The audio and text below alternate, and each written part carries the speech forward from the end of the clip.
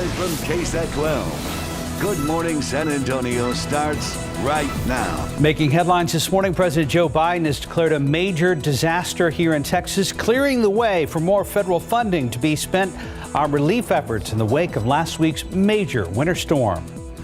Plus, a preview of a CPS Energy Board of Trustees meeting where the public can speak out about the latest power crisis.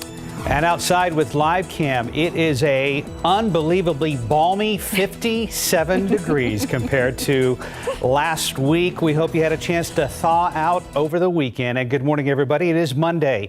It is February 22nd, and we are looking for a less eventful week in every category this week. Yes, we are. That 57 feels like summertime. Oh, it does. Yeah. And it was nice. I'm hoping that everybody got outside yesterday. Did a little grilling myself. Did you guys get a chance to go out? We did the same, or I should say my husband did. He was grilling as well, yeah. How was you were out last week on vacation. Out last week. Your son was home from school, and you were dealing with issues like everybody else. Everybody else, yeah. You know, power going in and out and all that stuff, and no water at times and things like that. So things are finally, hopefully, getting back to normal for a lot more people. I know some folks still don't have power, but it's nice when especially in the outlying areas. Right. When we got up into the 70s over the weekend, we're going to be up there again today. We did have a weak front move through this morning and drove into work, and the roads were on the damp side. It did produce a couple of sprinkly showers out there. And as you can see, there was the front that moved on through. It has cleared things out somewhat in parts of the hill country. Just a few little leftover scattered sprinkles down there to the southeast. And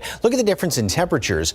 Mid-30s in the hill country right now. 43 Bernie Stage, 56 here in town. And so this cooler air will continue to come on in. We still have a couple of clouds hanging around here. So a little bit of a blanket on top of us. Clearer skies out to the north. But I'm going for the upper 40s when it's all said and done later on this morning. Mold is moderate. Same thing with the mountain cedar. Ash and elm are both on the low side. And again, this morning, grab a light jacket, 47 degrees. Then one of those days where you won't need it later on this afternoon. It is going to be nice and warm and sunny. Again, this despite the fact that we did have that front move through. So it is going to be staying on the warmer side first half of the week. Second half of the week, another front comes through. It'll be cooler, not bone-chilling cold. And we also do have a couple of showers associated with that. So that would be some good news. Look ahead to the upcoming weekend coming up in just a couple of minutes. Traffic Authority. Samuel has the morning off, so we welcome Sarah Spivey. Good morning. Second there, I thought you were going to call me Samuel. I know. All right, the main thoroughfares are doing just fine. This is 281 at Maltzberger, but we do have two accidents, one on the west side. This is looking at Calabria here. This is right at Les Harrison Drive. It looks like it's backing up traffic all the way to 1604, so just be careful if you have to travel that way on the west side. And then meanwhile, in downtown San Antonio, we do have an accident right at North St. Mary's in McCullough Avenue. This one also causing a few backups to the highways as well. And out there in downtown, we actually have our very own Sarah Costa, who has more information on this crash. Sarah, what can you tell us? Good morning, Sarah. Yeah, this intersection closed for now at St. Mary's and McCullough, and it's a mess. If you just see here, the tow wrecker is here towing that car. This is a single vehicle accident. You can see that ambulance is actually about to leave right now with the driver. She was the only one involved. Police say that her injuries aren't critical and she's just going to the hospital to get checked out. But I mean, just take a look at the damage that this accident caused. You see that power pole just suspended there. So far, power hasn't even been shut off to this area. CPS has been called out because those electrical wires are still suspended by that power pole, but the rest of that power pole, it almost looks like an illusion, has been knocked out completely by this car.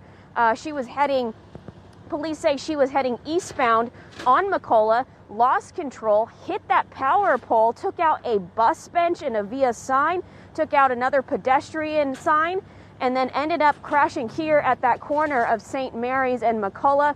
You know, police say that they're just surprised that she really didn't sustain any other major injuries. Like I said, going to the local hospital to get checked out as a precaution. Right now, the wrecker towing it. But this intersection here at St. Mary's and McCullough closed for now. Now, police say CPS Energy has been called out, and this intersection will be closed until they get this power pole restored. Live from downtown, I'm Sarah Costa, KSAT 12 News. Mark and Stephanie.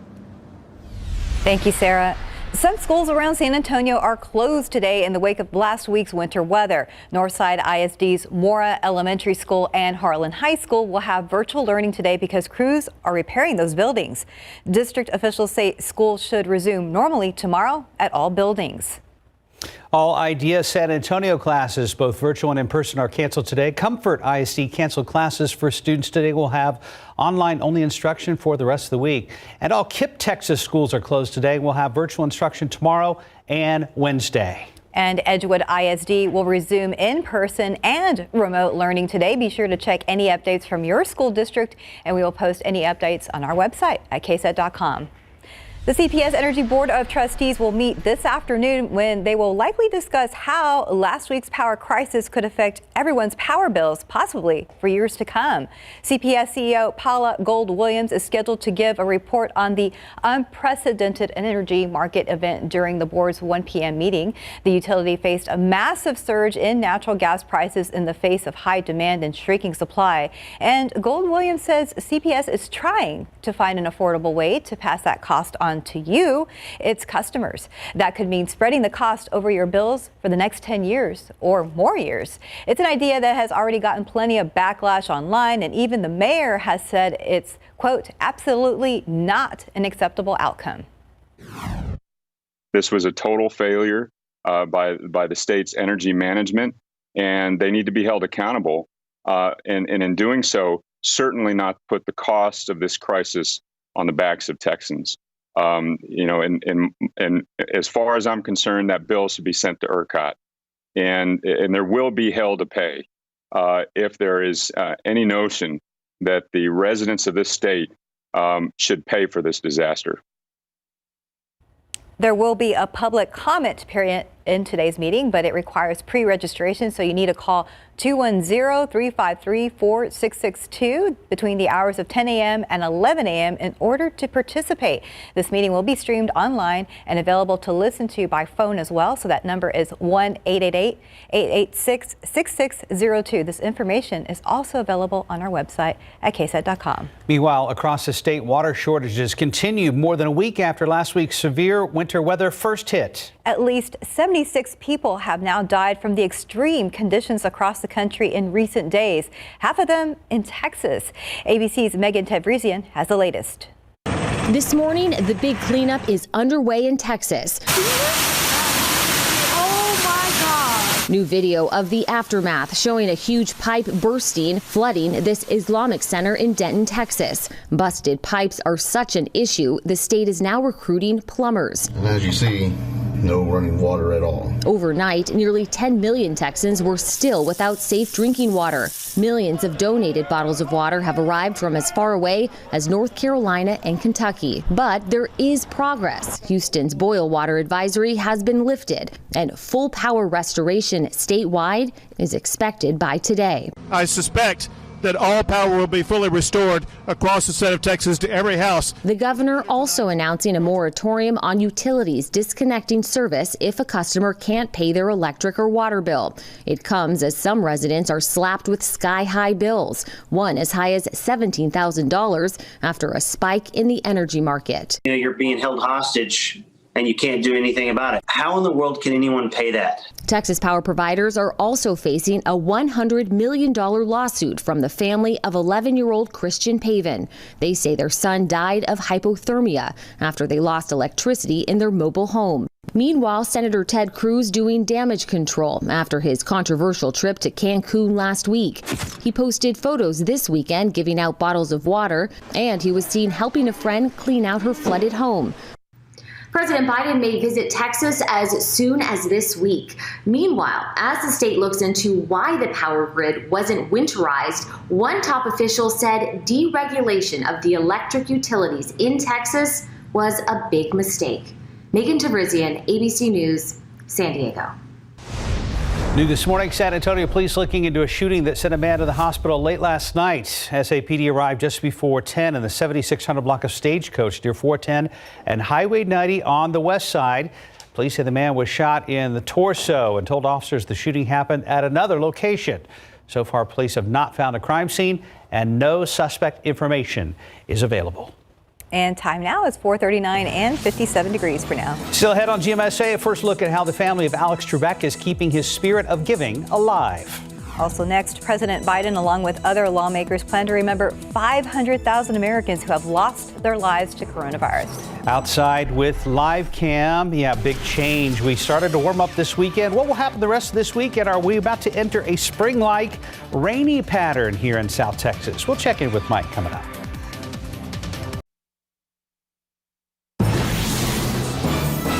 Welcome back. Just about 4:43 today, President Joe Biden will hold a moment of silence and light a candle for the 500,000 Americans who have died of COVID-19. The United States is expected to cross that 500,000 death threshold today. First Lady Jill Biden, Vice President Kamala Harris, and Second Gentleman Doug Emhoff are also scheduled to participate. White House Press Secretary Jen Psaki says the president wants to, quote, use his own voice and platform to take a moment to remember the people whose lives have been lost, end quote. More video evidence is emerging in Saturday's incident involving United Airlines Boeing 777 losing an engine to a fire.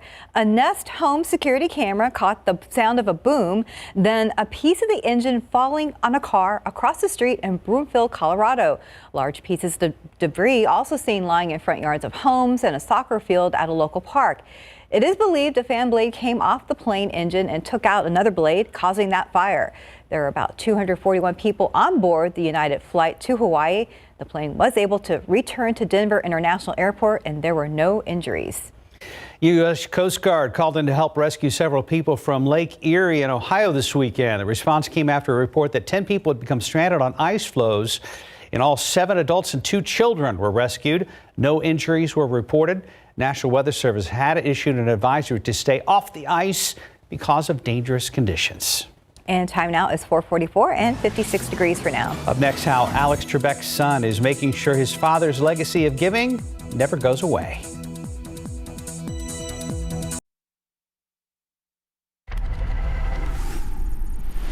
In this morning's GMA First Look, celebrating Alex Trebek's legacy of generosity with one of the people who knew him best. Your dad's wardrobe, just how would you describe it in terms of sheer size, if you will? Suits, dress shirts, ties. The wardrobe at Jeopardy consisted of close to 300 dress shirts, hundreds of ties. They shoot, 5 shows a day, 2 days a week. They need to constantly make different combinations. Matthew Trebek is Alex Trebek's son, and this morning on GMA, he's telling ABC's TJ Holmes about the incredible donation his father made. This, kind of just fits into what he believed in, passing along kindness to others. So it's nice to see that it still continues even after he's gone. And coming up at 7 a.m., we'll have much more with Alex Trebek's son, with memories of his father you won't soon forget. With your GMA First Look, I'm Kenneth Moten, ABC News, New York. 4:48. I can't tell you how nice it is to look over at TransGuide cameras this morning and see Open's road. They're dry, they're clear, and passable. Yes, yeah. Very good news. And we're going to check in with our Sarah Spivey to see how good those roads look right now. Man, it looked like we were looking at highways in Minnesota last week. But thankfully, all of the main highways, main thoroughfares are doing just fine. This is 10 at Babcock there. No problems on the roads. I will say, however, that you may still run into some of those construction barrels out there from when they had the bridges and overpasses closed as you're heading out today. So just use caution. If for some reason those haven't been cleared, just follow the rules of the law and go ahead and avoid those areas that are blocked off with those traffic barrels. We do have 2 accidents that are not on the main roads, the main highways, but there is one on Calabria on the west side, and this is right at Les Harrison Drive. It does look like it's backing up traffic a little bit heading north on Les Harrison Drive and out toward 1604. Another accident that we have in the area is in the downtown region. This is at St. Mary's and McCullough Avenue. And we do have crews out there getting more information. Looks like a power pole went down from potentially a high-speed crash out there on that power pole. But the good news is, as I mentioned, the highways are doing just fine. We don't have to deal with any accidents on those with ice. And we are not going to have any ice in our future, are we? Are we, Mike? I'm really grateful for that. Hey, Mike, I know we already touched on the fact that you were on vacation last week, and you would never be quite this glib on camera, but I was almost waiting for you to say, so, what'd I miss? Think Oh about my goodness. Well, I mean, a just think lot. about it. 1 week ago this morning, everybody woke up and there's, 3, 4, 5, 6 inches of snow on the ground covering everything, which was just surreal. And then it happened again. And, this picture. Hey, one thing to watch out for, though, no ice, obviously, but we did have a front move through overnight, and it did touch off a couple of showers. The roads were damp when I was coming into work this morning, so just watch out for a couple little damp spots. All right, looking back at last week, record setting, these are the low temperatures starting on Friday, a week ago Friday, on the 12th. And boy, every one of those mornings, and of course Monday morning got down to 9 degrees, and the streak of 106 hours below freezing began Friday evening, and it was just less than 2 hours shy of the all-time record, and this went through. And now we're not going to be dealing with anything as far as cold. As a matter of fact, we're going to be definitely on the warm side, which actually started then over the weekend with those nice warm temperatures. It's cool out there, and then the air has also dried out. We had that little bit of a front move on through, and like I was talking about, it did touch off a couple of sprinkly showers. Those are continuing to race down to the southeast. And now we've also got some drier air moving on in here. There's still a few clouds left over here in town right now. And so that's acting like a little bit of a blanket. Still think we're going to be dropping down into the upper 40s. We've got those mid 30s in parts of the hill country as of right now. So some of that cooler air is going to come on in here, but we're not going to get that cold here in town. Still jacket weather this morning, and then you won't need it by later on this afternoon. We have plenty of sunshine then later on today, as well as the next couple of days. A couple of more clouds hanging around here tomorrow. A few more on Wednesday. And then late Wednesday, another front's going to be moving on through here. So we'll be up into the 70s, and then kind of call it a reality check for the latter half of the week. Also, that's when we start to see some rain chances move in here. Thursday is probably a better or the best chance for some rain, but we'll still have a couple of showers hanging around here even through the weekend. 65 degrees today at noon. Plenty of sunshine out there. Maybe 1 or 2 kind of high wispy clouds, and 72 for a high temperature. So we are going to be on the above normal side later on today. And of course, we don't have any weather alerts, anything like that to deal with. And tomorrow, plenty of sunshine. Clouds on Wednesday, 75 degrees, then back down to the low 60s on Thursday. And we'll stay again at or even a little bit below normal for the end of the week, getting back up into the low 70s by Sunday. And the better rain chance is going to be probably on Thursday. Still a couple of showers hanging around here. But yeah, what a difference. It looks awesome. Yeah. We are very happy to see those temperatures this week. Exactly. Thank you, Mike. 452, 56 degrees. And still ahead, a look at the weekend box office, plus Nick Jonas giving a sneak preview of his new single.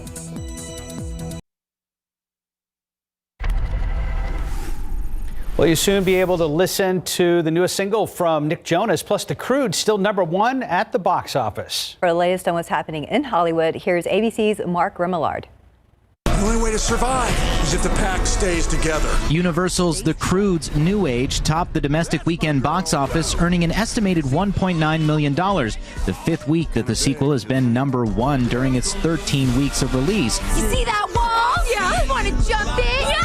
The animated feature has now topped more than $50 million domestically, approaching the pandemic-era box office king Tenet, which earned $57.9. I can assure you all we are taking a 24/7 all-hands-on-deck approach to these cases. In second place with $1.2 million this weekend, The Little Things, starring Denzel Washington, Jared Leto, and Rami Malek. The Black Panthers are forming a rainbow coalition. And rounding out the top 3, Judas and the Black Messiah, with more than $900,000 in ticket sales. Next week's host on Saturday Night Live will be Nick Jonas, and the show's musical guest, also Nick Jonas. The 28-year-old singer will perform his new single, Spaceman, on the show, giving his fans a little sneak peek of the astronaut-themed music video on TikTok hours after announcing his double booking on SNL with a tweet, calling it a dream come true. And happy birthday to Drew Barrymore, the actress who first melted hearts in Spielberg's E.T. at the age of 6, is celebrating her 46th birthday. And that's what's happening in Hollywood. I'm Mark Remillard, ABC News. Look at the pup on the red carpet. He's kind of like, are we done taking pictures? Take me home now. Yeah. Right now it is 4:57 on your Monday morning, 56 degrees. And still ahead, the latest on the coronavirus in the U.S. as the nation is on the brink of recording 500,000 COVID-19 related deaths. Plus a first look at Samsung's leaked concept videos for augmented reality glasses. That's ahead in Tech Bites.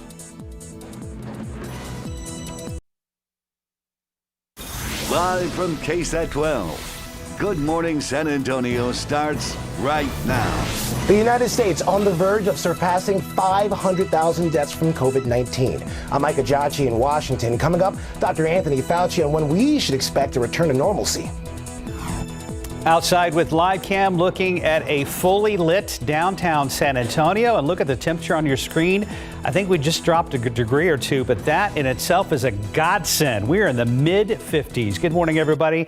It's Monday, the 22nd of February. Thanks for joining us, and I hope you had some time to enjoy the weather yesterday afternoon, and I guess today we're also expecting some sunshine. Oh, it was gorgeous yesterday, Mike Osterhage. Welcome back, by the way. Thank you very much. Yeah, we're starting off cool-ish. It's a lot colder in portions of the hill country right now. We did have a weak front move through overnight, and that's what's pulled down some of that cooler air out in the hill country. Also squeezed out a couple of sprinkles, so the roads may be a little bit on the damp side. It's 55 right now. We still have a couple of clouds, though, here in town, and that's acting like a slight bit of a blanket, but also the air has dried out considerably. We have a bit of a breeze, and throughout the rest of today, it's going to be just a beautiful day. We're going to make it up into the low 70s again today. Plenty of sunshine, so a jacket this morning. You probably won't need it by later on this afternoon. The aquifer really took a jump yesterday, up more than 1.5 feet. And as far as the allergens, mold, mountain cedar still hanging in there on the moderate side, low amounts of ash as well as elm. So like I said, the front did touch off a couple of light little sprinkly showers. Most all of that is pretty much out of the area right now.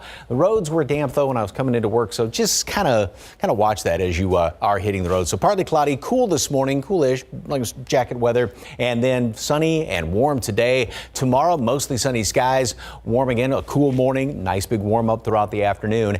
Then midweek, looks like late to Wednesday, we have another front moving on through here. That's going to knock temperatures back down, sort of a reality check, if you will, or even a little bit cooler than normal for high temperatures by the end of the week. And also that will bring some rain chances with it. So that's some pretty good news. More on that coming up in just a couple of minutes. Traffic authority, Samuel King is off this morning. So good morning to Sarah Spivey. Well, good morning, Mike. We are mostly, for the most part, seeing no problems on the highways out there. I do want to bring your attention to I-10 at La Cantera. This looks like the eastbound lane here, westbound lane here. You can notice that the street lights are out for this section. So just make sure to keep those lights on. You shouldn't really have any problems. We don't really see any outages in that area that we're concerned about. So this might just be a simple fact that some of the street light bulbs might be out. We do have one crash, however, in the downtown area that we'll talk about in a bit. For now, if you're heading along Bandera toward Eckerd, the average speed there is only about 20 miles per hour. So we do see a significant slowdown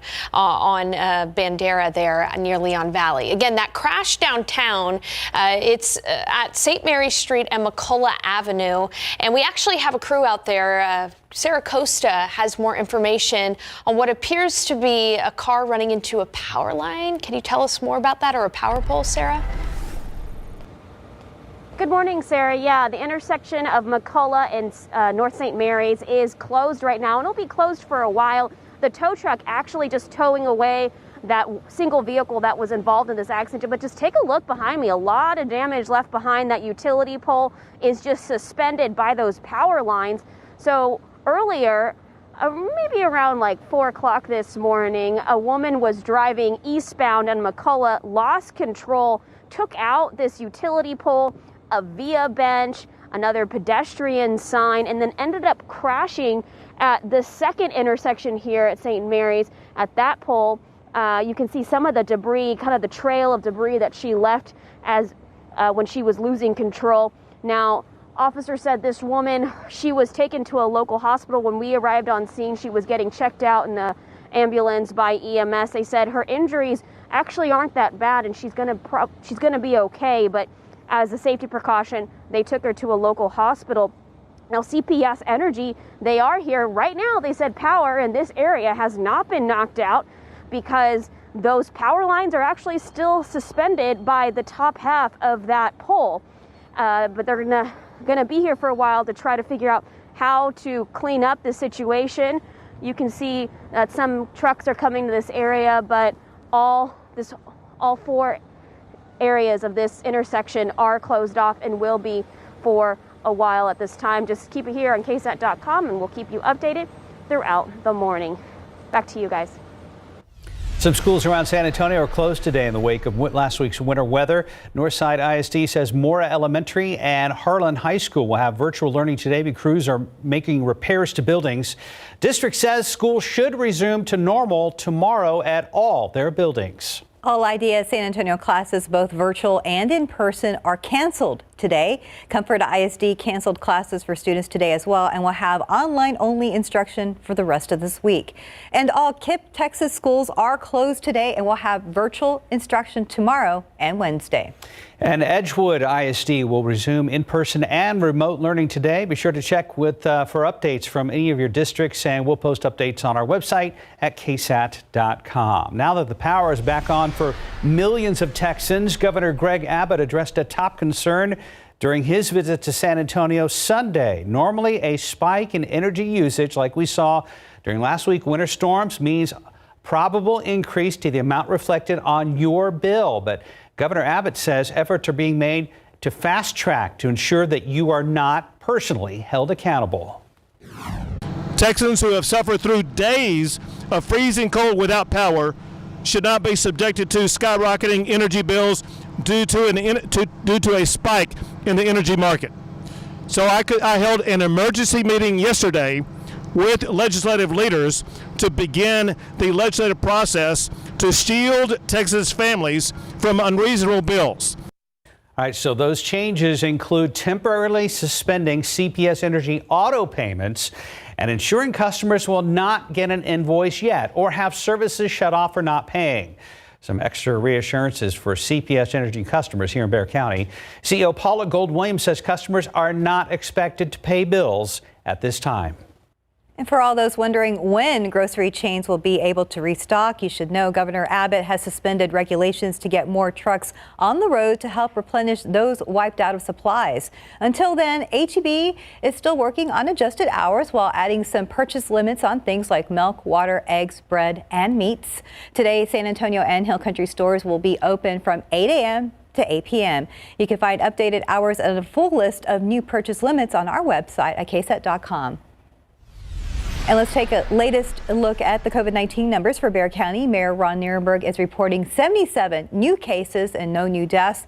In addition, 595 people remain in the hospital, with 232 in the ICU and 137 on ventilators. Well, in just a few hours, the United States is expected to pass 500,000 American lives lost due to the coronavirus. Meanwhile, the scramble is on to clear the backlog of vaccination delays caused by bad weather. ABC's Ike Ejachi has the latest from Washington. It's an unforgettable milestone. The United States approaching 500,000 deaths. It's something that is stunning when you look at the numbers, almost unbelievable, but it's true. This is a devastating pandemic. So many souls lost, like Gwen and Mike Albert, together for 50 years, dying only 8 days apart. I was able to be with her and hold her hand as they turned off the ventilator. There are positive trends, with cases falling nationwide by 73% and hospitalizations dropping by nearly 55%. Yet concerns of a new wave persists, with New York reporting its first case of the South African variant in a Long Island resident, and the vaccines may be less protective against it. If in fact this becomes more dominant, we may have to get a version of the vaccine that is directed specifically against the South African isolate. Dr. Fauci warning Americans could be wearing masks into 2022. The vaccination effort slowed down across the country after the dangerous winter weather storms, delaying 6 million doses.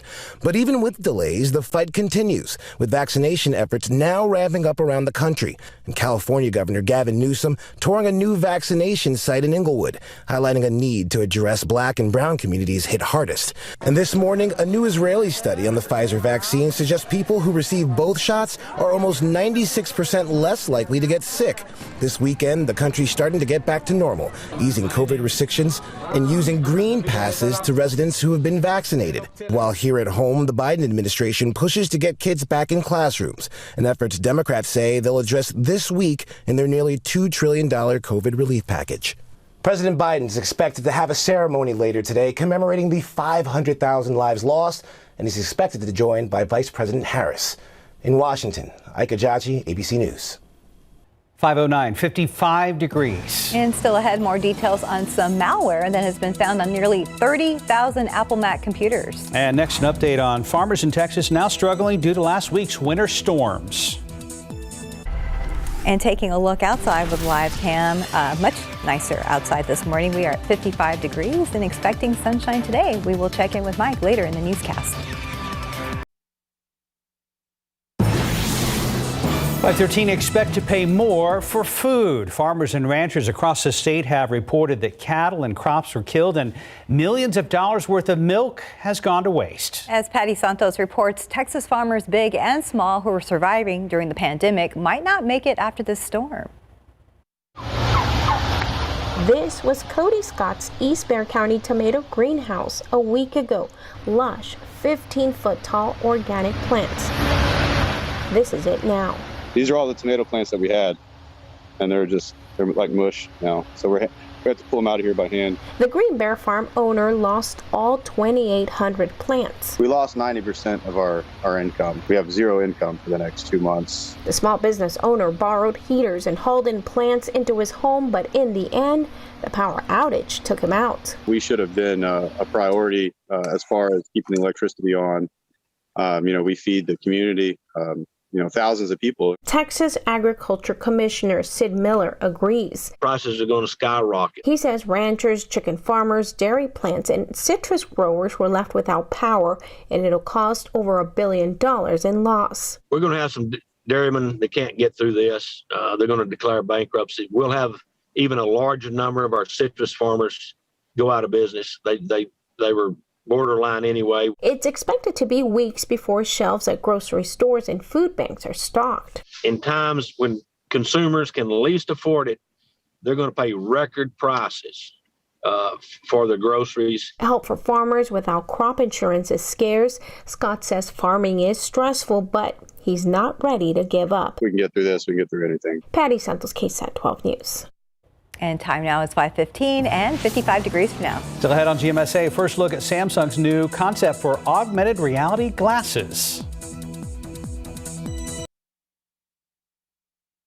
We're for those who love to discover, who know an open mind is the only kind, who don't need to travel to find something new, who know where to escape, even just for a moment, who don't need a fortune to find a gem, and who know when you spend less, you can discover even more and never, ever stop discovering.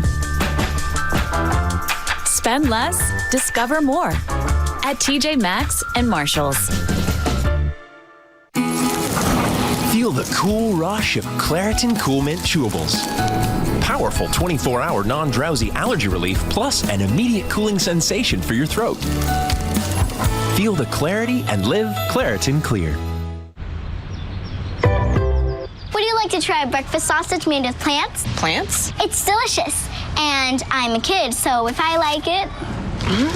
Morningstar Farms, America's favorites made from plants. And try Incognito. In today's Tech Bites, a mysterious malware targeting Mac computers. A top security firm says 30,000 Macs have been infected with a malicious software called Silver Sparrow.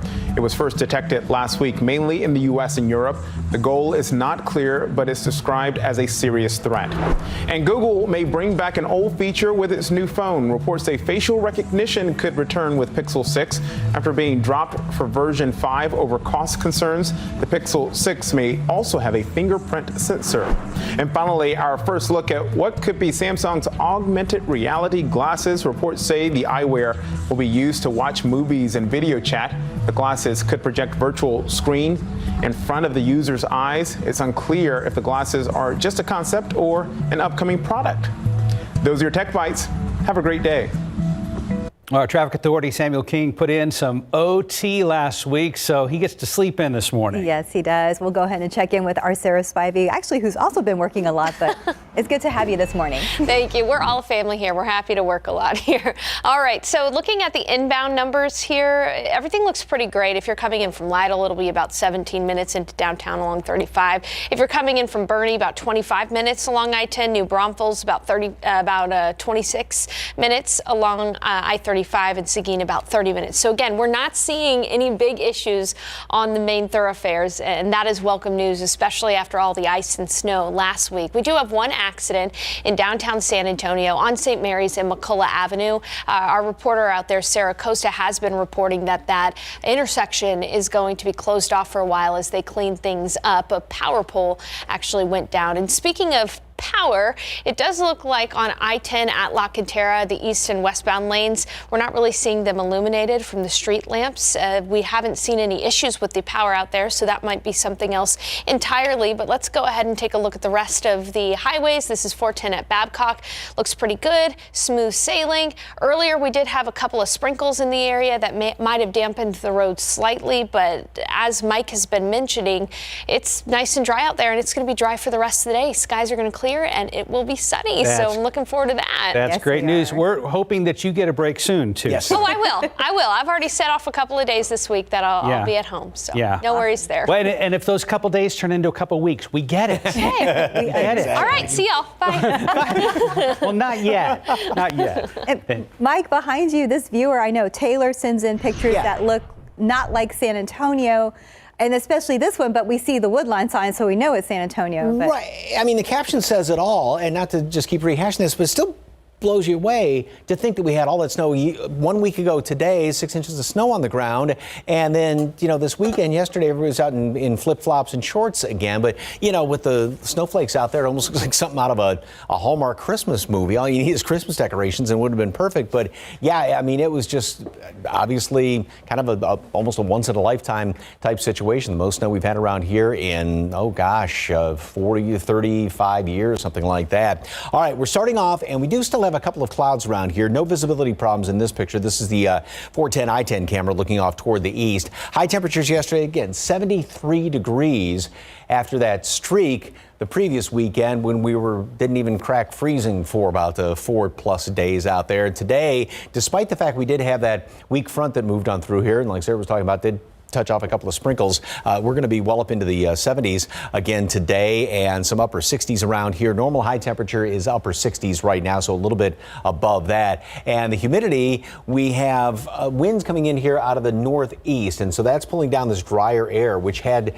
tried to come back on in here. So we're going to keep some very low humidity around throughout the day today, very pleasant as well as tomorrow. But notice how the numbers, the dew point temperatures, do start to come back up as we go into tomorrow, and then especially Wednesday, and then going into Thursday. And that's going to be setting the stage for a couple of showers around here. Better chance, or the best chance, it looks like, is going to be on Thursday. But then we'll still have a couple of showers even all the way through the weekend, which is not necessarily a bad thing.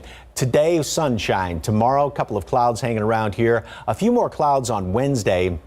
And then Wednesday night, Thursday, once the front moves through, we do have the chance for some rain. And again, we'll still keep a couple of little sprinkly showers on and off, even through Saturday and even on into Sunday. So nice looking weekend. And temperatures, very warm the first half of the week, and then sort of a reality check, if you will, the latter half of this week. 65 degrees today at noon, sunny skies, and then a high temperature today, get up to 72. Beautiful day, plenty of sunshine. Get out and enjoy it. Coat this morning, won't need it by the afternoon. Same thing tomorrow, and pretty much same thing on Wednesday. That front moves through late on Wednesday evening, and so that takes us from 79 down to the low 60s on Thursday. So it will be kind of a cool, damp day on Thursday, mid 60s Friday, back up into the low 70s by Sunday. And again, we'll still keep those rain chances around. Best chance of rain Thursday, but still a few of those straggling showers, even in through the weekend. Not a washout, but 1 or 2 showers out there. We can handle that. Yeah. And the great thing is, if we want to get the car washed or the truck, we've got a couple days to enjoy that before these springy showers move in. Yep, with all that just, and it was funny even seeing the snow. It reminded me of growing up in Michigan when it's all that slushy, brown slushy stuff on the roads. Like, yeah, there's enough snow to look like that. Yeah. When did we talk to David Sears up in Comal that it looked like he moved to Fargo? Was that Thursday or Friday? Thursday. Yeah, for sure. Because Monday was, Wow. Thursday. And Friday too, but Friday was interesting because he started all bundled up, and as we took later hits, it's like he lost the hat.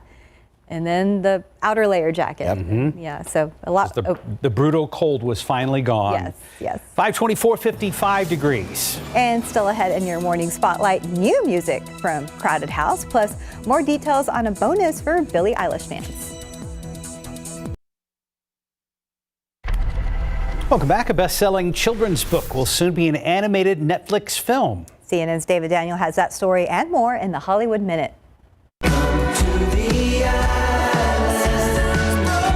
New music from Crowded House. The iconic band has released To the Island off their upcoming album Dreamers Are Waiting, due out June 4th. They're also launching a 12-show tour next month in New Zealand, which has had more success than many countries in controlling the coronavirus. I feel very blessed. Lupita Nyong'o's best-selling children's book is going to be an animated Netflix film. Sulwe is about a Kenyan girl who wishes her dark skin was lighter.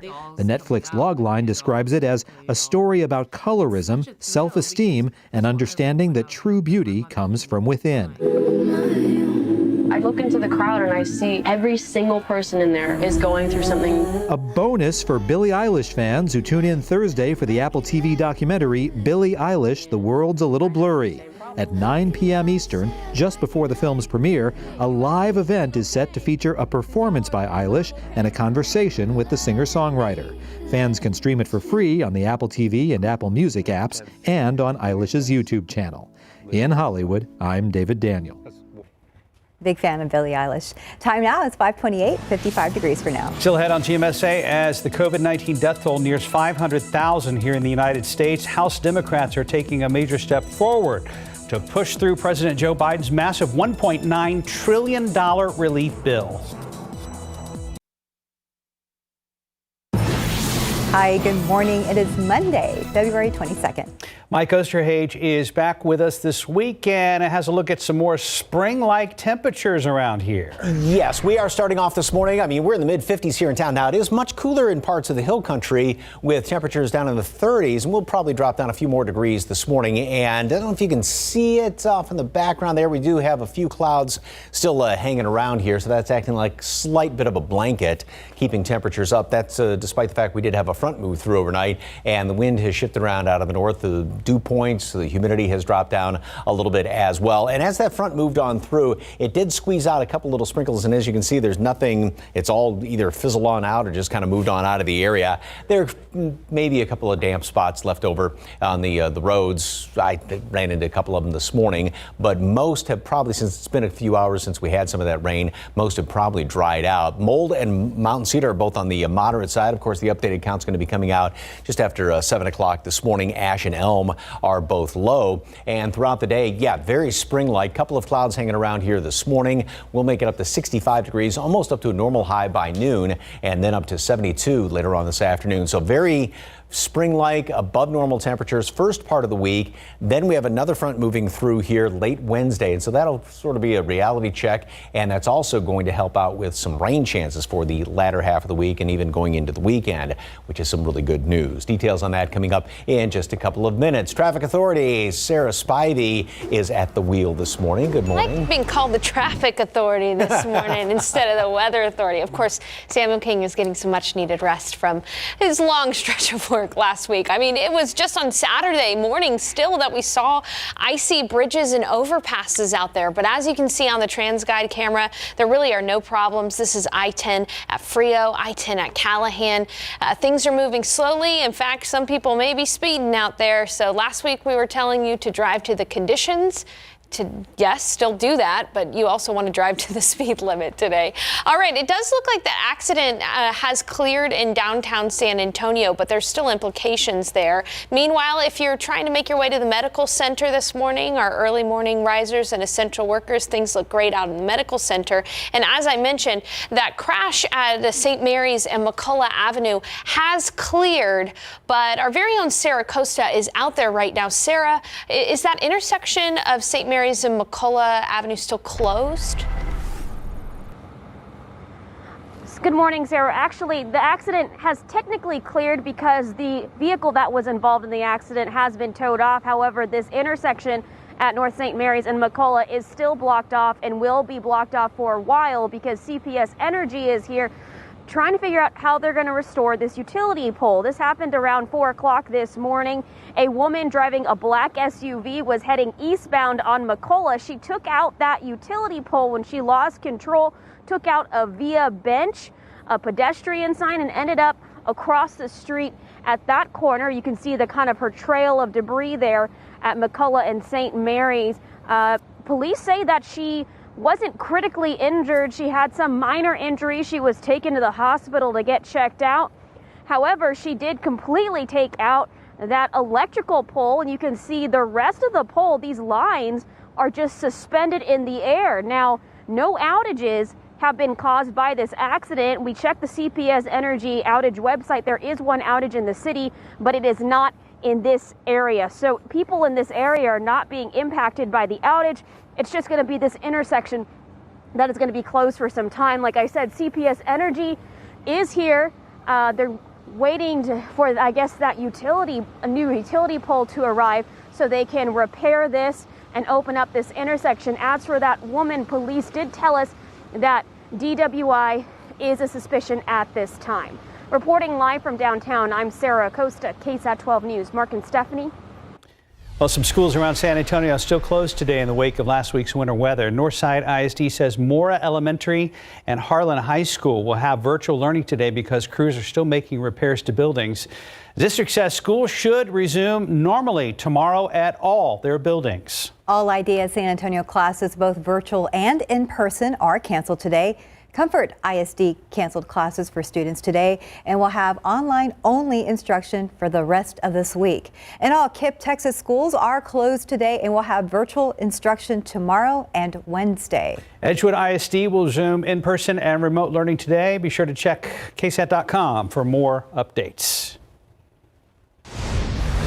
And what began as a trip to a hospital for one woman has ended with 5 people needing medical attention. San Antonio police say they are all injured in a crash involving a car and an ambulance. Our Katrina Weber is live where it happened on Culebra Road near Les Harrison. Now, Katrina, it looks like the scene has cleared, but there's some damage left behind. Well, there sure is. This fence is damaged from the ambulance when it came barreling into it. Now, police say that the driver of the car, they are looking at that driver as being at fault for this crash.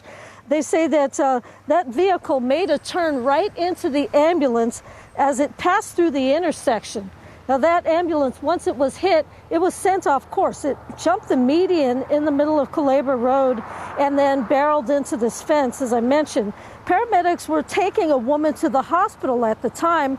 She, along with the 2 EMS workers and a man and woman in the car, all were loaded into different ambulances and then taken to a hospital for treatment. Police say no one suffered any serious injuries, and they are looking at the possibility that alcohol was involved. Reporting live from the far northwest side, Katrina Weber, KSAT 12 News. Thank you, Katrina. Volunteers are needed as bottled water distributions pick up again this morning starting at 8 o'clock. There are more than 10 locations for residents to pick up water. It's limited to 1 per family, but the distribution is daily for the next 2 weeks. All that's required from volunteers is to be able to lift 20 pounds.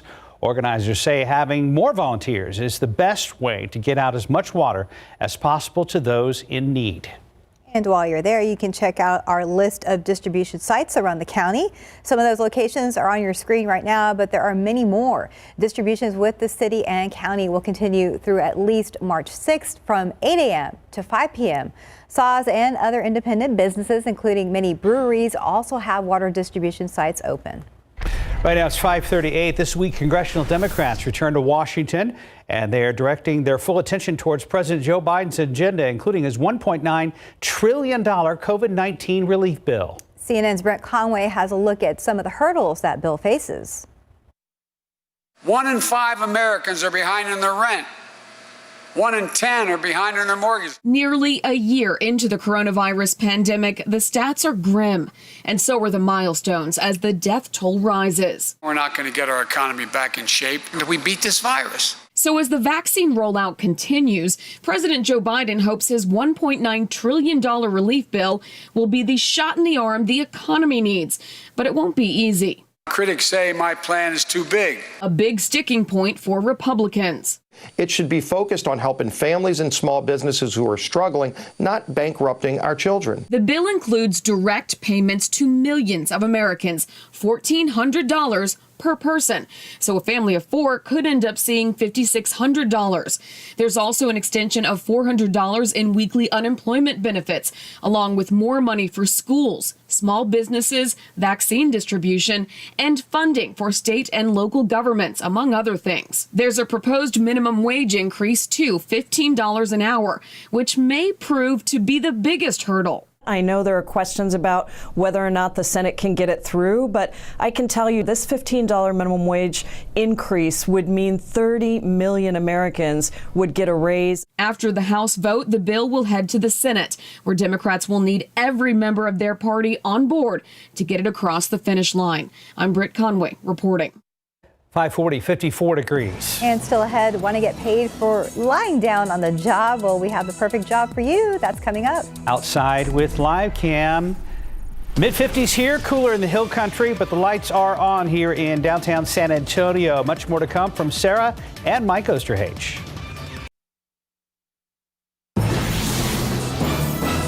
This morning, many people across the state still without running water and power.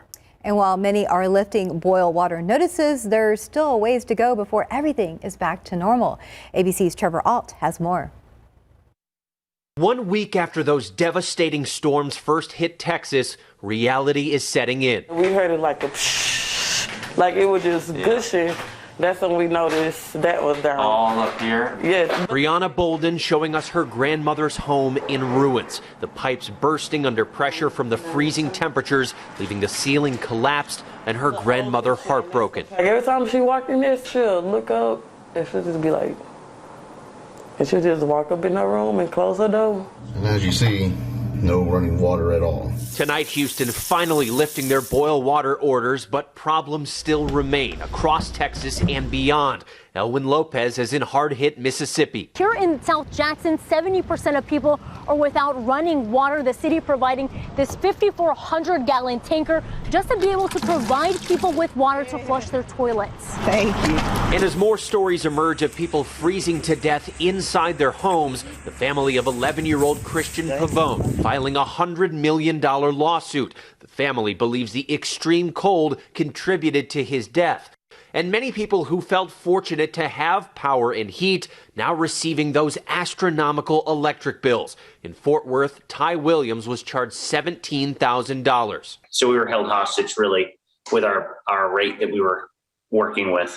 It was really crazy. They should not have to bear the responsibility of paying $1,000 a day, or $2,000 a day. And Senator Ted Cruz tweeting out these images of himself handing out water Saturday after getting in hot water this week for traveling to Cancun with his family. And communities are lifting each other up through this crisis, knowing people like Brianna Bolden and her grandmother's home are worth fighting for. It is worth saving.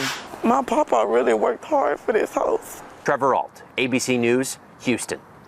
545, 54 degrees. And coming up next, we're going to tell you about a dream job where you can actually make money just going to sleep.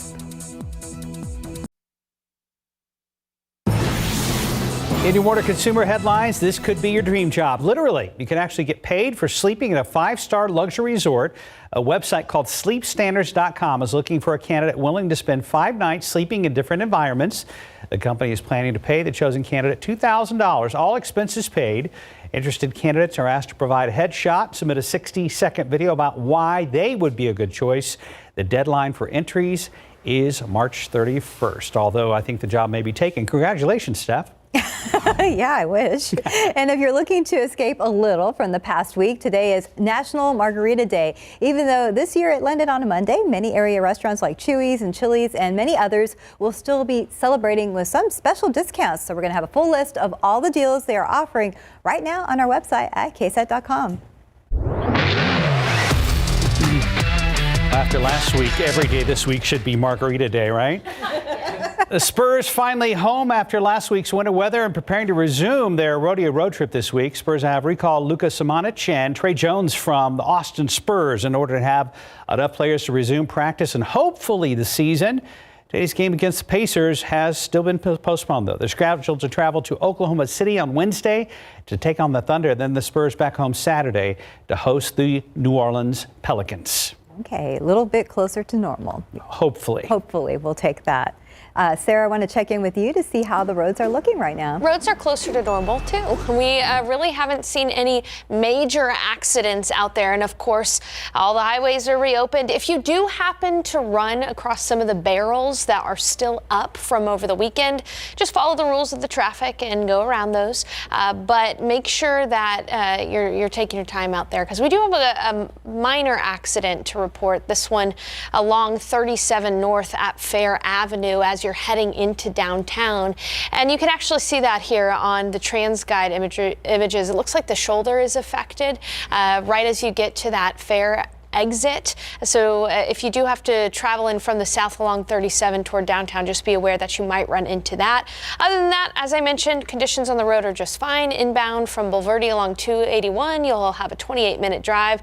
Westbound along 87 from La Vernia, you'll have about a 23-minute drive. And if you're coming in from the Bernie area, about 25-minute drive along I-10. So roads look good and the weather looks good too. So not too much to complain about out there. Well, we got rid of the snow and ice, and now eventually we could use some rain. Mike's got a beautiful picture, but wow, area lakes and rivers are still way down. Yeah, we had a couple of sprinkles overnight with that front that moved on through here, which was just more of a nuisance. The roads were kind of damp earlier this morning. Most of them have already dried out. We do have some rain down the road, though, so that's encouraging. But yeah, this picture, especially on the heels of last week, is absolutely beautiful out there in New Braunfels. Yeah, those beautiful blue skies, and we should have those beautiful blue skies today. We've got a couple of clouds. Really can't obviously see them in this vantage point, but there are still a few clouds hanging around here, and water vapor imagery. Notice how it's kind of this grayish shade. So here's some of the moisture aloft in the atmosphere, but we do have some drier air that will continue to work on in here and dry us out even upstairs in the atmosphere, and that's going to make for beautiful weather today as well as tomorrow. Then the humidity is really going to start to come back in here as we go into the latter part of the week.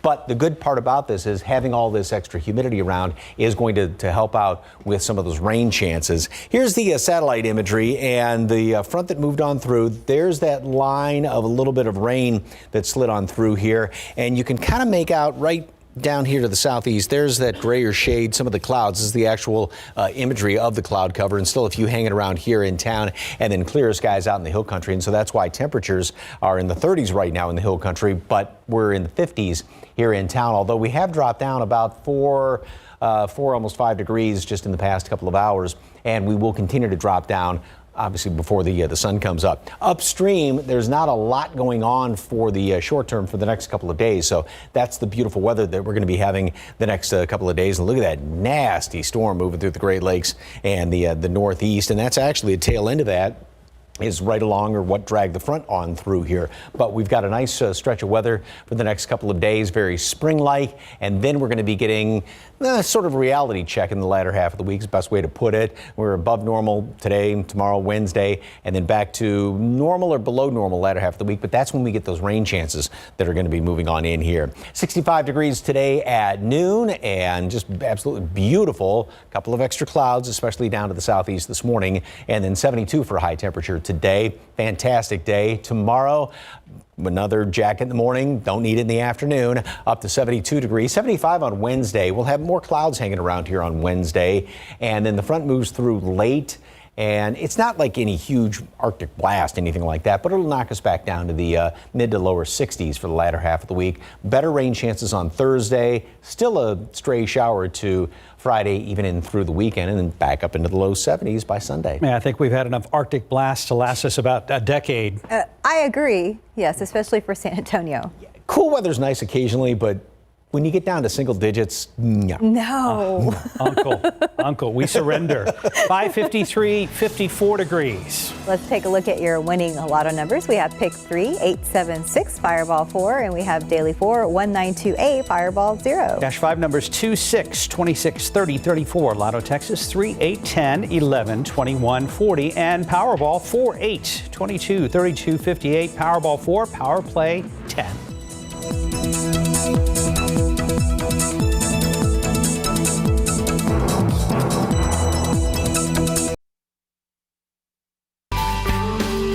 We want to remind you about the upcoming KSAT Community Blood Drive. It was scheduled for earlier this month, but it will instead take place March 1st and 2nd from 10 to 3.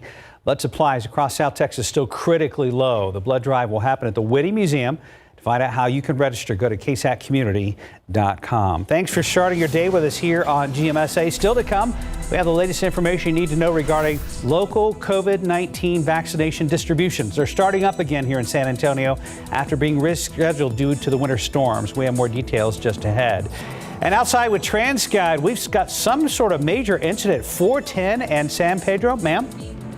A vehicle fire, 410 and San Pedro. Sarah Spivey is covering traffic for us, and we'll get another look at a warmer forecast for about the next 7 days. Hallelujah, praise Jesus. We'll be right back.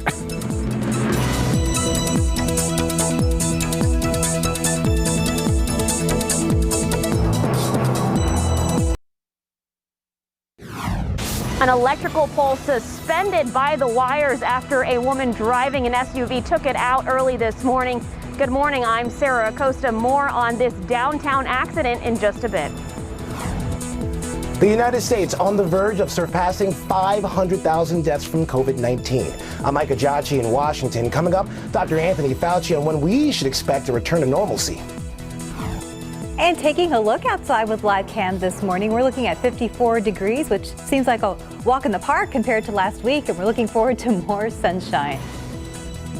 Live from KSAT 12, Good Morning San Antonio starts right now. Good morning to you. Thanks for waking up with us here on KSAT and GMSA. It's Monday, February 22nd. Thanks for joining us, and I hope you had a wonderful weekend, and many people maybe had a chance to regroup and try to get things back to normal. Thaw out a bit, maybe grab some groceries or get the car washed. Mike Osterhage was actually out all last week, a scheduled week off, and what a week it was, even from your perspective. Yeah, I mean, you know, right there, like a lot of us were with no power at times and no water at times, and folks, you know, still trying to battle with that in some of the outlying areas with no power. Obviously, you know, we're thinking about you there, but at least, you know, it was nice to see sunshine over the weekend, to get outside, get a breath of fresh air, and everything finally melted a little bit. And we've got a nice week in store, which does include some rain, but not till later on in the week. We did have a weak front that moved through overnight, and that produced a couple of sprinkly showers, so don't be surprised if you see a damp spot on the road here or there, but otherwise things are drying out pretty good. 52 now here in town, so we've dropped down about 6-7 degrees in the past couple of hours in behind that front. But look at the difference there. Kerrville 34, 35 in Fredericksburg, and so we'll continue to drop down a little bit. I don't think we get quite that cold because we have had somewhat of a cloud cover still kind of hanging around here this morning. Acts like a little bit of a blanket. Mold and mountain cedar are both on the moderate side. Low amounts of ash and elm, and temperatures going for the upper 40s when it's all said and done this morning, and then we'll warm up nice and quickly. Plenty of sunshine, a few leftover clouds down to the southeast this morning.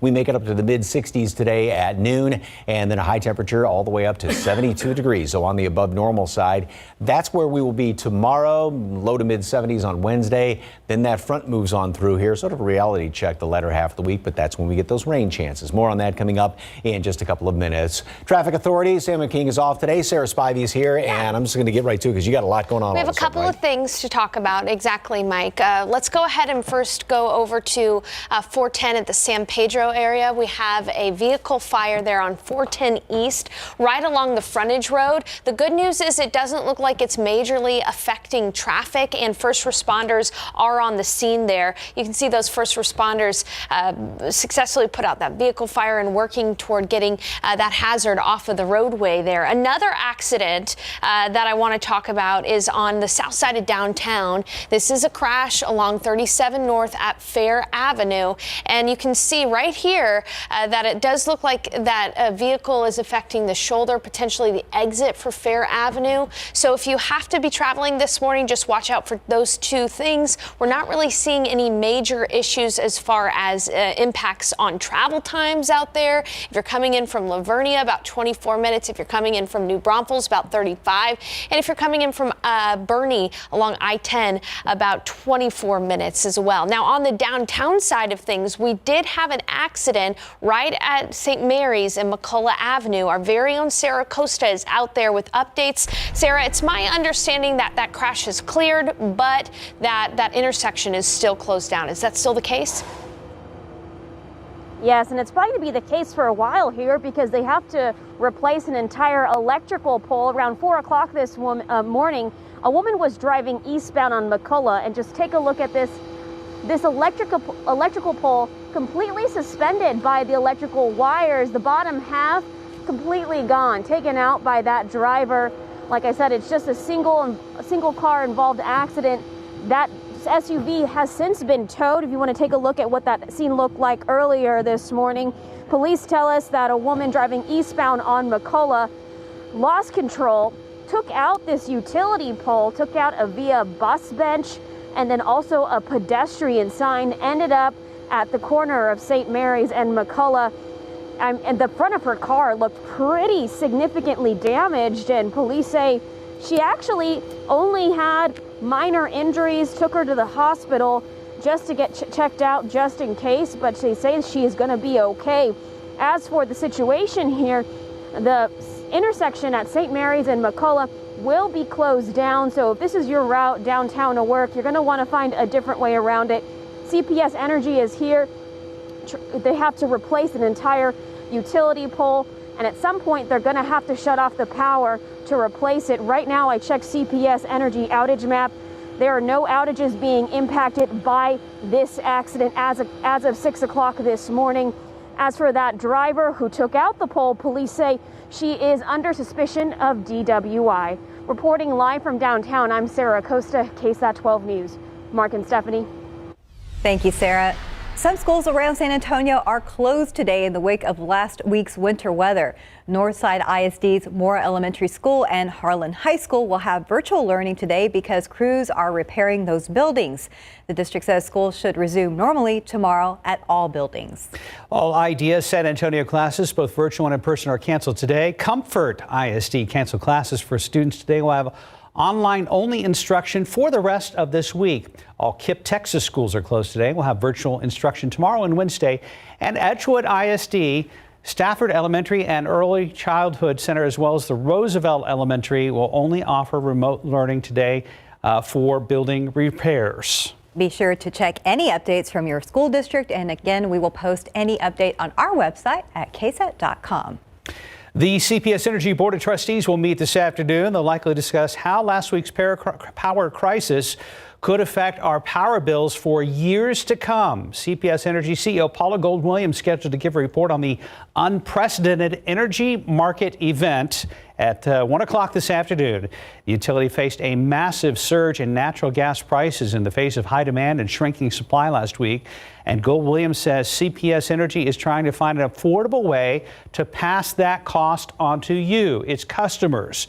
That could mean spreading the cost over your bills for the next 10 years or more. It's an idea that's already gotten plenty of backlash online, and even the mayor of San Antonio has said absolutely not is an absolutely not acceptable outcome. There'll be a public comment period, but it requires pre-registration from 10 to 11 this morning. You can call 210-353-4662. We'll also have the latest from this meeting on KSAT.com and in our later newscasts. Meanwhile, Governor Greg Abbott says he is working with the Texas legislature to shield Texans from unreasonable bills. Governor Abbott says anyone who suffered through days of freezing cold without power should not be subjected to skyrocketing prices. That could include temporarily suspending energy auto payments and ensuring customers will not get an invoice or have services shut off for not paying. This morning, San Antonio police say 4 people are in the hospital after a driver crashed into an ambulance. It happened at Culebra and Easterling around 2:30 this morning near 151 and Loop 1604. Police say an ambulance was taking an elderly patient to a hospital when a driver crashed into the side of it at an intersection. The 2 EMS workers and 2 people in the car were taken to University Hospital. Meanwhile, another ambulance took that elderly patient to the hospital.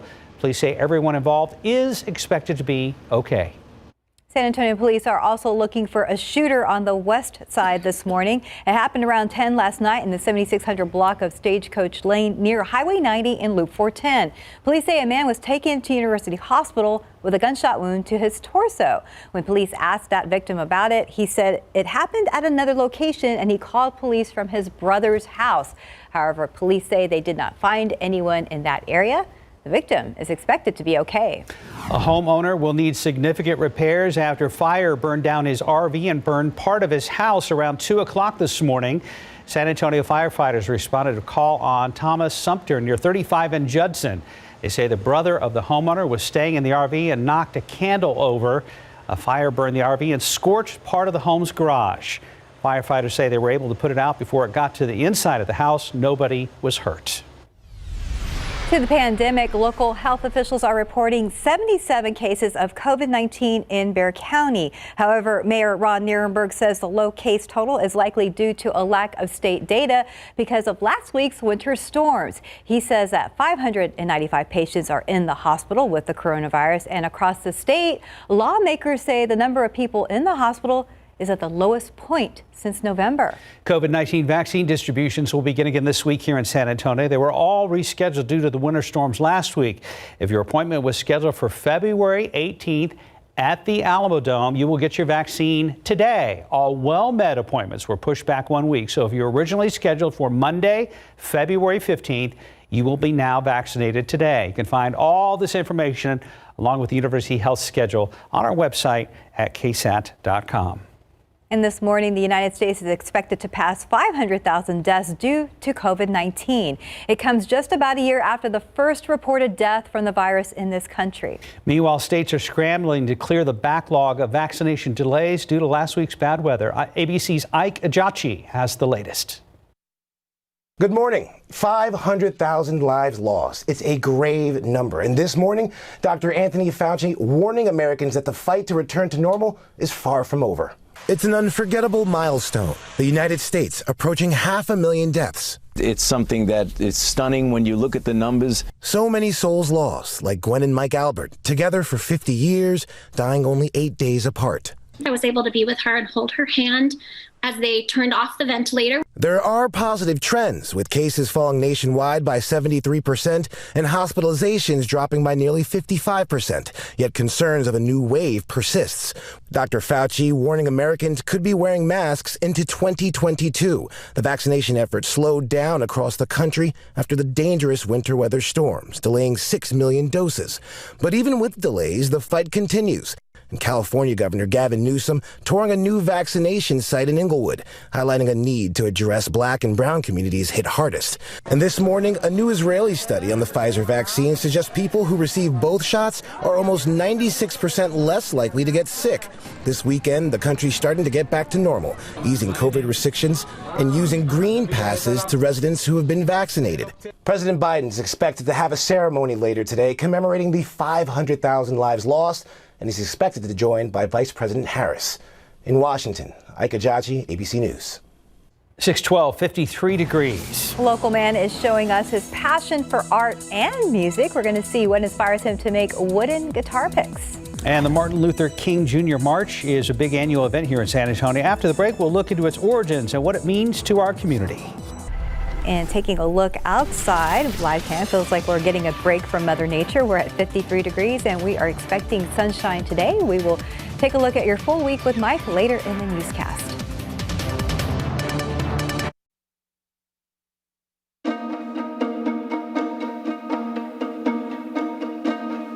Every year, cities around the country march in the name of Martin Luther King Jr.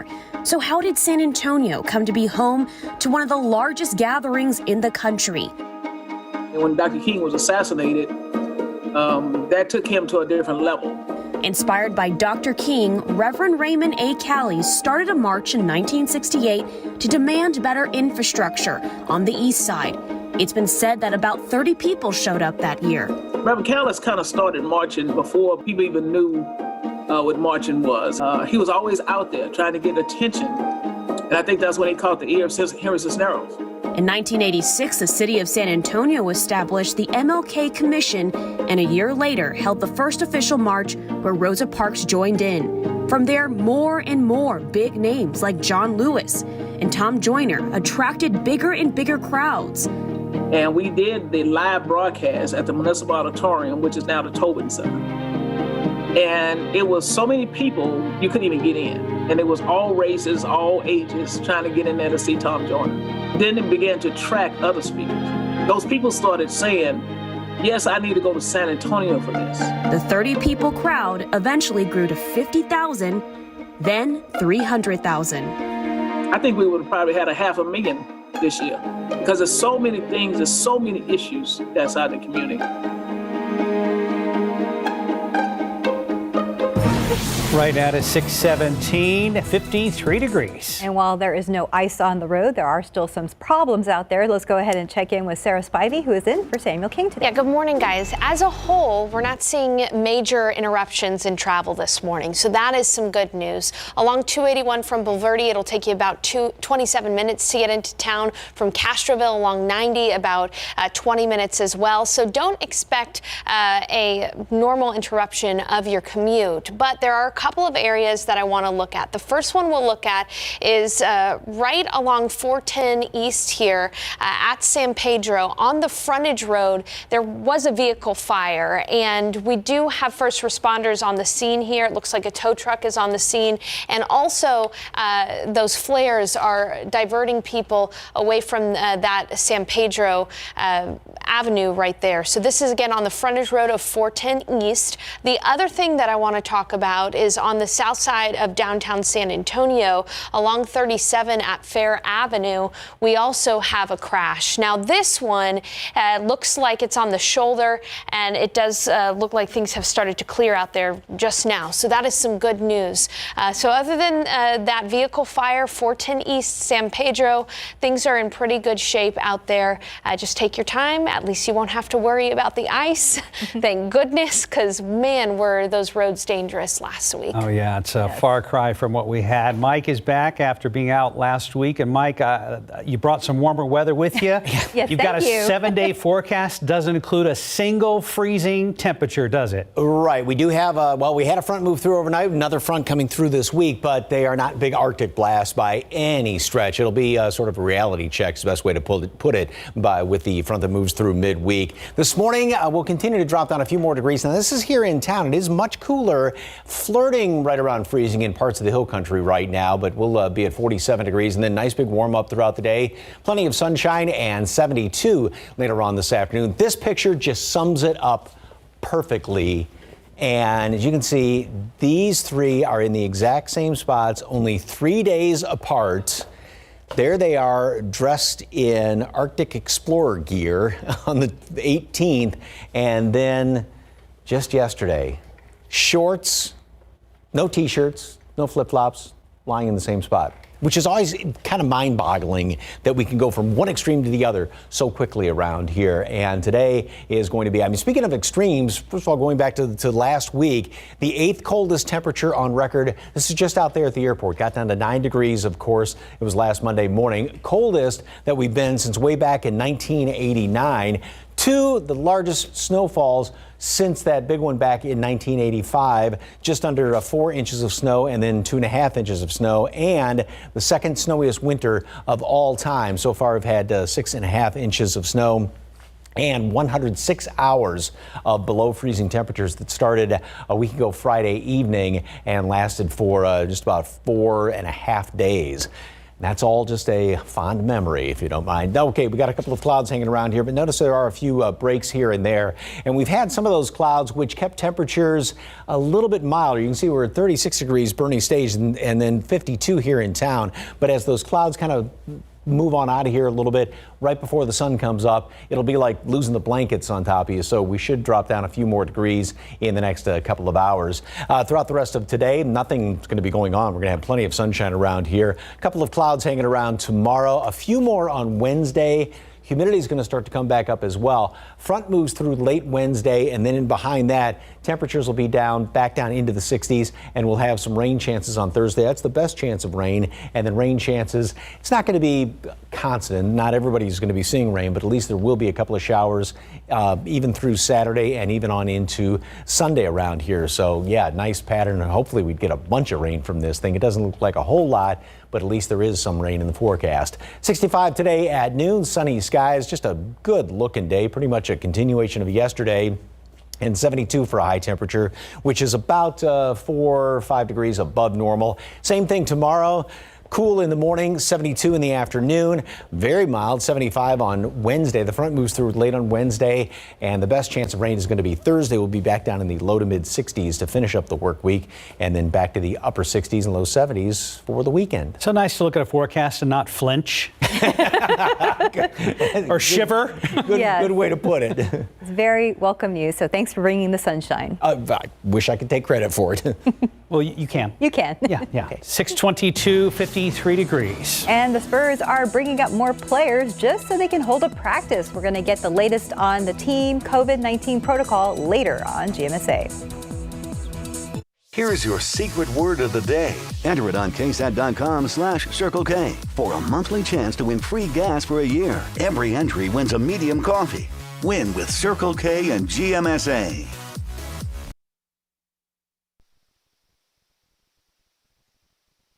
I'm still going for what's next, even with higher stroke risk due to AFib, not caused by a heart valve problem. So if there's a better treatment than warfarin, I want that. Eliquis. Eliquis reduces stroke risk better than warfarin and has less major bleeding than warfarin. Eliquis has both. Don't stop taking Eliquis without talking to your doctor, as this may increase your risk of stroke. Eliquis can cause serious and, in rare cases, fatal bleeding. Don't take Eliquis if you have an artificial heart valve or abnormal bleeding. While taking, you may bruise more easily or take longer for bleeding to stop. Get help right away for unexpected bleeding or unusual bruising. It may increase your bleeding risk if you take certain medicines. Tell your doctor about all planned medical or dental procedures. The number one cardiologist prescribed blood thinner. Ask your doctor about Eliquis. Mr. Buble, you can't keep breaking in here. Bubbly just came out with Bubbly Bounce. Little kick of caffeine. Exactly what I need to fix these. Yeah, Buble Bounce. No calories, no sweeteners, just a kick of caffeine. And welcome back. It's 6:26. The San Antonio man is using his passion for woodworking to reshape the sound of music by creating customized wooden guitar picks. Will Oliver has been creating art from discarded wood for more than a decade, from rings to lamps. But passionate about music, he says his best creations are wooden guitar picks. The cutting, the epoxying, the polishing, the sanding, and you look at the final product and you're like, man, that's cool. And then if it's, something like a guitar pick, when somebody else likes it, man, that's what I love. Oliver says he hopes his story encourages others to follow their passion for a happier life. For more on his story and others featured on What's Up South Texas, you can head to our website at KSAT.com. 627, 53 degrees. A Texas family is filing a lawsuit against ERCOT after their son died during last week's cold weather. We're going to learn more about that lawsuit and what could happen.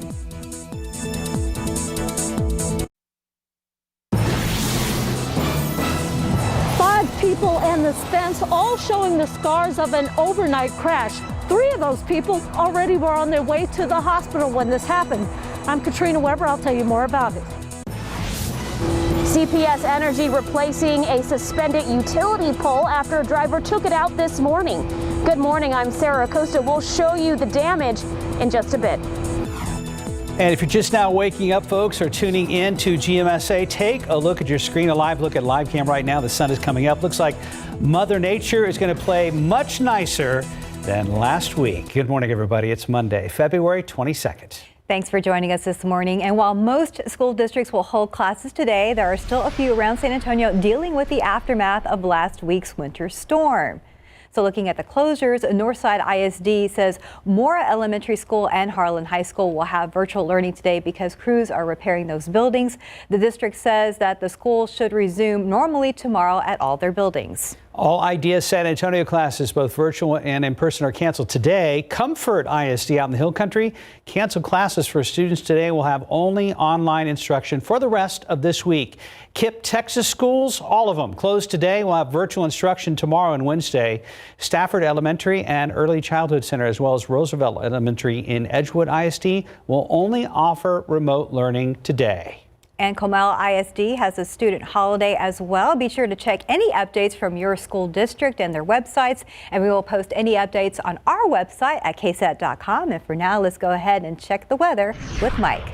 I think you put it Perfectly, Mark. Mother Nature's going to play a whole lot nicer, because think of 1 week ago today, we woke up with just 3, 4, 5, 6 inches of snow on the ground in some places. Now we have a few clouds hanging around here. Things are starting to clear out nicely. A lot of clear skies in portions of the hill country, which is why it is much, much cooler by, in some cases, almost 20 degrees cooler in parts of the hill country. 52 right now, although we have dropped down. We were right around 57, 58 earlier this morning. So the front moved on through here, and that cooler air is coming on in here. We don't really have our blankets, so I think we dropped down a couple of more degrees before we start the warming process. But just up the road, burning stage 36 and flirting with freezing right around Kerrville. And it's going to be a nice day today. Nice big warm up. By the way, mold, mountain cedar. Mountain cedar is still hanging in there on the moderate side. Low amounts of ash and elm.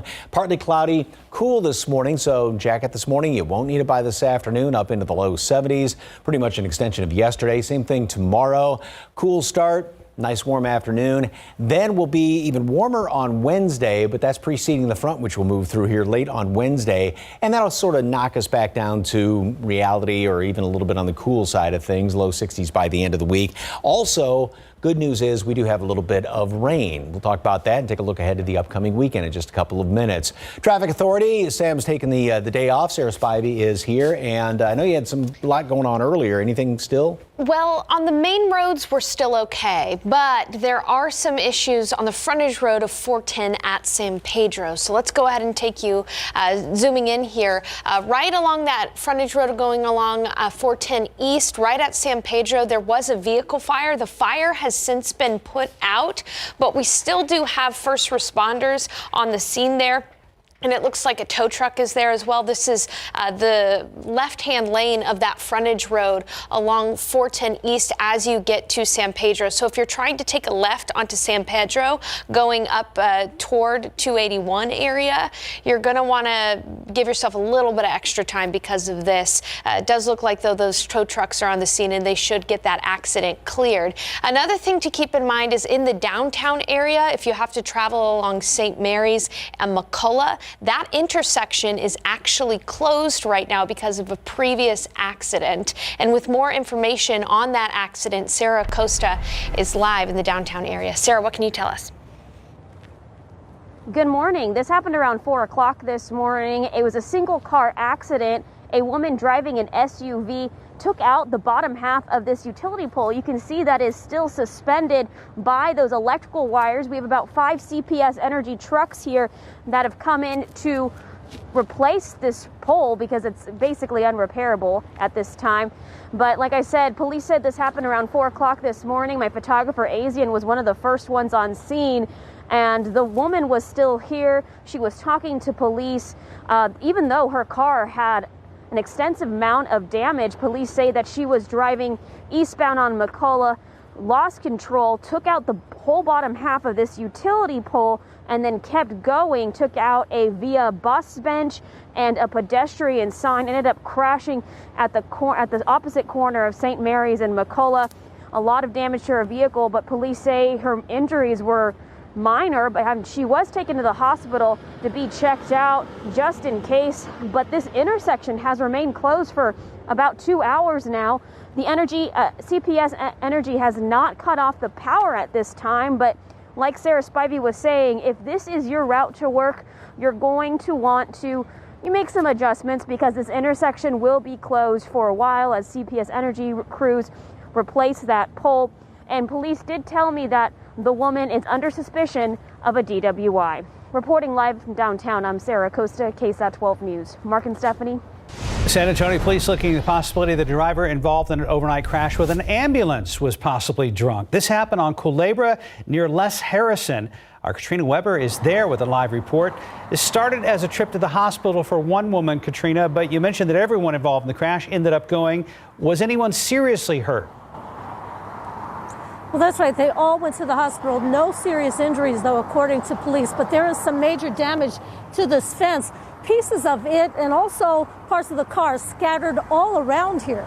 The police say that the car driver turned directly into the ambulance as it drove along Culebra Road near Les Harrison. The ambulance then went off course across the median on Culebra into a fence where it lost a wheel. The 2 EMS workers and their patient along with the man and woman in the car, all had to be taken to the hospital, but in different ambulances.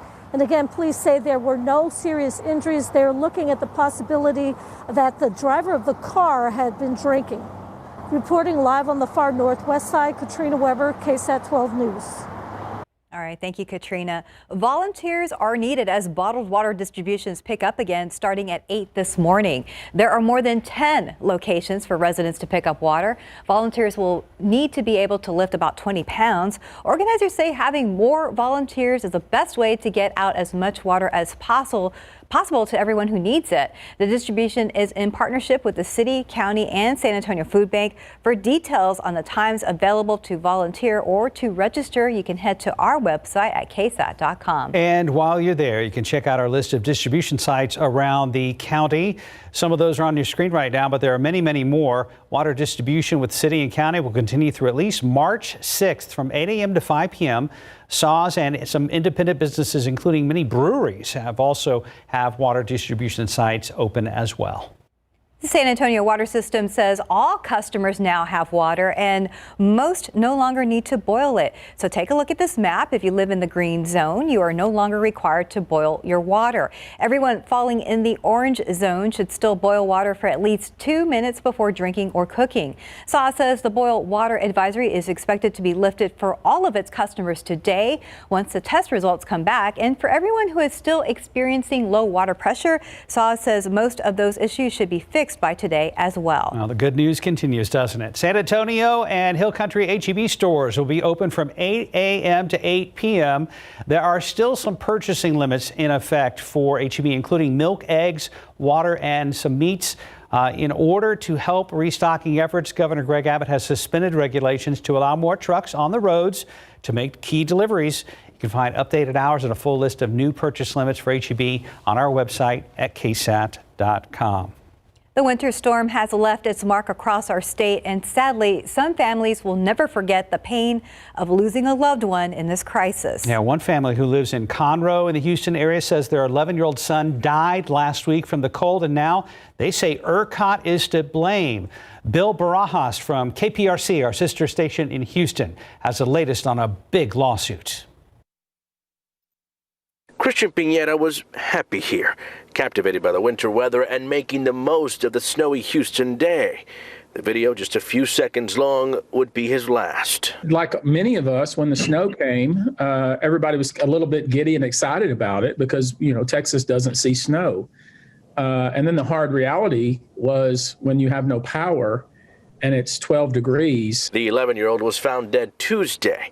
Tony Busby, the family's attorney, says they believe a brutally cold night without power is to blame. Common sense tells you that obviously the weather played a part in his death. His mother is very clear that he had no underlying conditions whatsoever that would make him particularly vulnerable to cold weather. Busby filed a lawsuit on behalf of the family today, accusing the Electric Reliability Council of Texas and Entergy, a utility company, of gross negligence. What's interesting about this whole ordeal is what these power providers and ERCOT knew long before many of us knew it. That is, that they did not have the capacity. They knew they didn't have the capacity.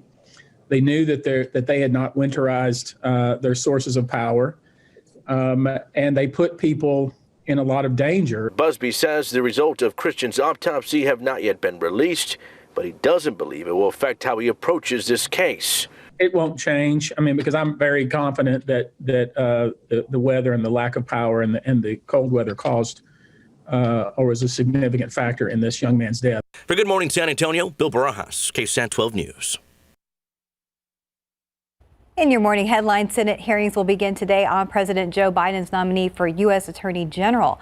President Biden nominated Judge Merrick Garland. Garland was former President Barack Obama's choice for the Supreme Court, but the Republican-controlled Senate in 2016 refused to hold a confirmation hearing. If Garland's nomination is confirmed, he will oversee the U.S. Justice Department during a number of high-profile cases, including the fallout from the Capitol riot and a tax investigation into President Biden's son, Hunter. Boeing is recommending that all of its 777 aircraft with a specific type of engine should stop flying for now. One of the engines made by Pratt & Whitney caught fire during a United flight out of Denver over the weekend. Boeing's recommendation comes after the National Transportation Safety Board announced an investigation into the cause of the engine failure. The company says the grounding is necessary until the investigation is complete.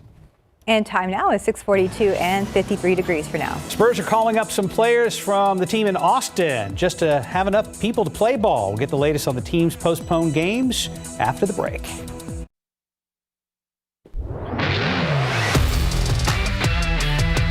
.45, the San Antonio Spurs back home, but still not scheduled to play a game till Wednesday at the earliest. The NBA canceled most of the Spurs rodeo road trip after 4 players tested positive for COVID last week. That included today's scheduled game against the Pacers. The team now bringing up some players from the Austin Spurs in order to have enough people to resume practice. Right now, Spurs are scheduled to play the Thunder this Wednesday night, but we are still waiting to see if more games are canceled. And for now, let's go ahead and check in with our lovely Sarah Spivey, who is in for Samuel King this morning. Hi. Hi, good morning. I saw Mark wave to me from across the area. Good morning, guys. You know what? We really don't have too many major problems on the roads right now. I mentioned that vehicle fire that happened at 410 East in San Pedro. That has since been cleared, so no issues there. But on the northwest side, we do have a stalled vehicle along I-10 East right at that 1604 intersection. So the good news is it's off on the shoulder, so the shoulder is the only lane that is blocked, but still keep that in mind if you're going along I-10 East out toward that rim area. Another busy area this time of day, the medical center. Average speeds along Wurzbach Road and at medical are about 10 miles right now because, of course, all of our essential workers are going there. So if you have to go in the medical center, just be prepared for a delay. But other than that, the roads look great. Traffic is increasing. This is 410 at Babcock, 35 at Thousand Oaks. Traffic is increasing as people are heading on out to work and to school, but the weather today is going to be great for everybody. So I'm looking forward to hearing from Mike in a little bit about the weather today. Yeah, we are too. Yes, and we're grateful we don't have to worry about the ice. Oh my goodness. Yeah. It used to be that these roads were completely covered in snow just a few days ago. It's crazy to see the difference. Look at all that traffic. It's like we're back to kind of ops normal this morning, Mike. Yeah, and even just a couple of hours ago, the roads were on the damp side too, but it looks like most of them have dried out.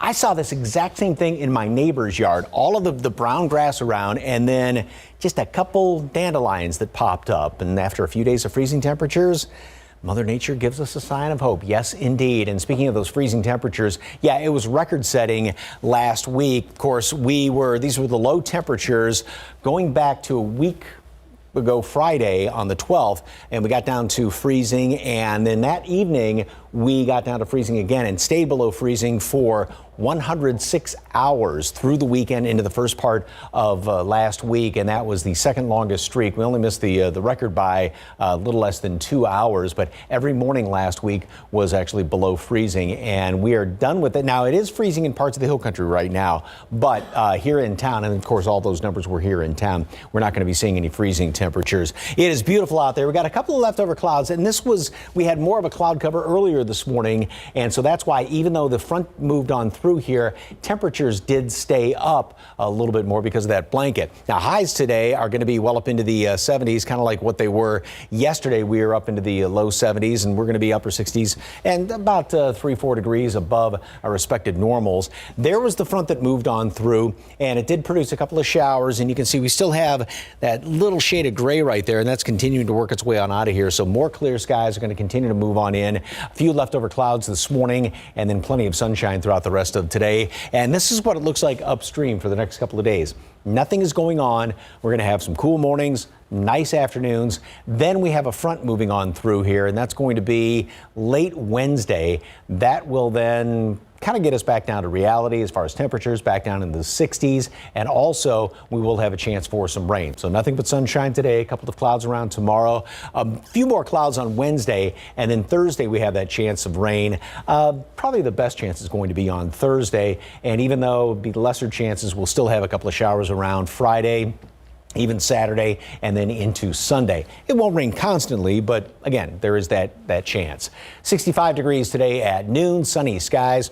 good looking day, maybe a high wispy cloud here or there. 72 for a high temperature today, about 4 degrees above normal. Tomorrow we start off on the cool side, actually a little bit cooler than this morning because we won't have the cloud cover on top of us. And then 72 for a high temperature again, up to the mid 70s Wednesday. Front moves through late, back down to the 60s. So it'll be jacket weather in the afternoons Thursday, Friday, and kind of a rain jacket, and then back to the upper 60s and low 70s by the weekend. Did you hear that group sigh as we take a look at your forehead? Everybody just kind of went. No. Yes. No repeats of last week. No. That's good. And a jacket, well, a light jacket even. Yeah. Yes. Sounds good, Mike. Thank you. 6:50, 52 degrees. And as many of us may be experiencing, winter weather can cause some major damage to our homes. And tomorrow on GMSA, we're going to look at what you can do to prep your home for future cold weather. Outside with live cam, bit of a sunrise greeting on this early Monday morning. More to come right here on GMSA as we get ready to wrap up this newscast. Good morning. Coming up here on GMA, an ABC News exclusive with the first Capitol Police officer to speak out about what happened inside that building during the riot, what he saw and heard during the violent insurrection. You'll hear that coming up right here on GMA. Top stories. CPS Energy Board of Trustees meets this afternoon. They'll likely discuss how last week's power crisis could affect all our power bills for possibly years to come. CPS Energy CEO Paula Gold-Williams is scheduled to give a report on the unprecedented event at 1 this afternoon. The utility faced a massive surge in natural gas prices because of high demand and shrinking supply last week. And Gold-Williams says CPS Energy is trying to find an affordable way to pass that cost on to you, its customers, which could mean spreading the cost over your bills for the next 10 years or more. There'll be a public comment period, but it requires pre-registration from 10 to 11 this morning. Call the number on your screen, 210-353-4662. We'll also have the latest from that meeting on KSAT.com and, of course, in our later newscasts. All right, let's go ahead and take one last look at traffic with our Sarah Spivey. Well, some good news here. No major issues on the roads. If you're coming inbound from Bernie along I-10, 24 minutes. If you're coming inbound from Lytle along 35, about 17 minutes. Again, no major slowdowns other than what we typically see this time of the day with congestion. This is I-10 at the Y. Again, everything is smooth sailing. No ice on the roads, and that is some good news.